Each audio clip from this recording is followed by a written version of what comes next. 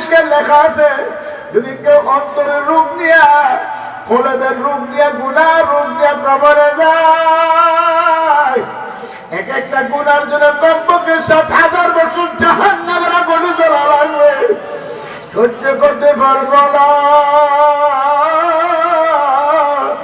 সহ্য করার ক্ষমতা কোনো মানুষের নাই। কাজে বোঝা গেল শারীরিক রোগের চিকিৎসার চেয়ে, দেহের রোগের চিকিৎসার চেয়ে কলবের রোগের চিকিৎসার গুরুত্ব বেশি, ঠিক নেই? কিন্তু আফসোস, কলবের রোগের চিকিৎসার জন্য আমরা একটু চিন্তা করি না, একটু আমাদের কোনো মাথা ব্যথা নাই। কেমনে শারীরিক রোগ ভালো করবো? আবার নোয়াখালী চিকিৎসা না হইলে আমরা টাকা দেয়, টাকা না হলে বিদেশে যাই। আবার বিদেশের উন্নত চিকিৎসার জন্য কত লক্ষ লক্ষ টাকা খরচ করি, বাড়ি ঘর এমন কিছু জামা সব বিক্রি করেও আমরা টাকা পয়সা নিয়ে বিদেশে চিকিৎসার জন্য যাই। শরীরটা ভালো থাকবে, একটু আরামে চলতে পারবো। কিন্তু বাবা দুনিয়ার আরামে চলার জন্য ঘর বাড়ি, দালান পাক্কা, খেত খামার, জমি জামা সব বিক্রি করতে পারলাম। আবার 2-4 হাজার টাকা খরচ হইবে অন্তরের চিকিৎসার জন্য। এমন একটা চিকিৎসা কেন্দ্র, এমন একটা আধ্যাত্মিক হাসপাতাল কায়েম করিয়া আজকে চরমনার জমিনে 2 কুতুব ঘুমায় রয়েছে। ওই চরমনের আধ্যাত্মিক হাসপাতাল, এই হাসপাতালের মধ্যে রোগীরা যায়, চিকিৎসা নেই, আল্লাহর ফজলে সুস্থ হয়ে বাড়ি ফিরে। কথা ঠিক না ঠিক? এমনি বোঝা যায় সুস্থ হয়ে বাড়ি ফিরলো?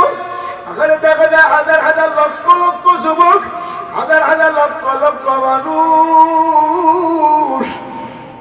যারা আগে নামাজ পড়তো না, টুপি রাখতো না, দাড়ি রাখতো না, দিনের উপর চলতো না, এমন হাজার হাজার লক্ষ লক্ষ মানুষ আখিরি মোনাজাতে রাখে যখন হুজুর বলে কারা কারা চরমনে আসার পরে বুঝে আসলো, দিদির একটা বুঝ আসলো, এক আসরে আধ্যাত্মিক রোগী এই চিকিৎসা কেন্দ্রে ভর্তি হইয়া, এখানে এই সিলসিলার ভর্তি হইয়া মরিদ হইয়া সবক গুলা দেয় করবা কে কে আসো, তখন দেখা যায় লক্ষ লক্ষ মানুষ দাঁড়াইয়া যায়, ঠিক নেই?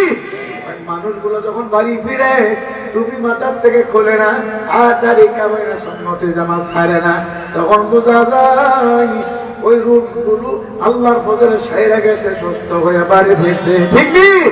এজন্য আমার বাজানদেরকে বলবো, আল্লাহু আকবার। আর কয়েকদিন আছে ওই চরমনের ময়দান আধ্যাত্মিক হাসপাতালের মধ্যে, ওই ময়দানের 2 জন ডাক্তার তো আছি, মুফতি সৈয়দ মোহাম্মদ রেজাউল করিম পীর সাহেব চরমনাই, মুফতি সৈয়দ মোহাম্মদ ফয়জুল করিম শাইখ চরমনাই, এমনকি মাদানী হুজুর সহ, আবুল খায়ের সাহেব হুজুর সহ, আল্লাহু আকবার, চেয়ারম্যান সাহেব বর্তমান হুজুর সহ অন্যান্য ওলামায়ে কেরাম তো চিকিৎসা দেই, এমনকি তার উলুম দেওবন্দ থেকে ডাক্তার নিয়ে আসে, কথা ঠিক নেই?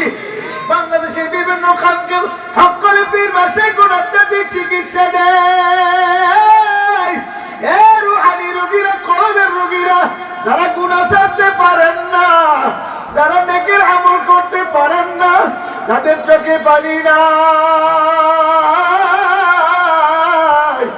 আমি আপনাদের হাতে বেদরিয়া বলি আর থইয়া যায়, দলাদলি বাদ দেন, দলমত নির্বিশেষে ময়দানে একটাবার ঘুরে আসে।